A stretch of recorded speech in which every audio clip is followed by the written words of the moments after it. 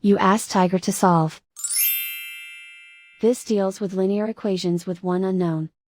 The final result is h equals 3/8. Let's solve it step by step. Simplify the expression. Multiply the fractions. Break up the fraction. Simplify the fraction. Find the greatest common factor of the numerator and denominator. Factor out and cancel the greatest common factor. Group all h terms on the left side of the equation. Add 5h to both sides. Group like terms.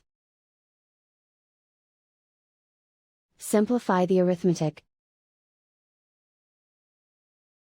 Group like terms. Simplify the arithmetic. Group all constants on the right side of the equation. Add 2 to both sides. Simplify the arithmetic.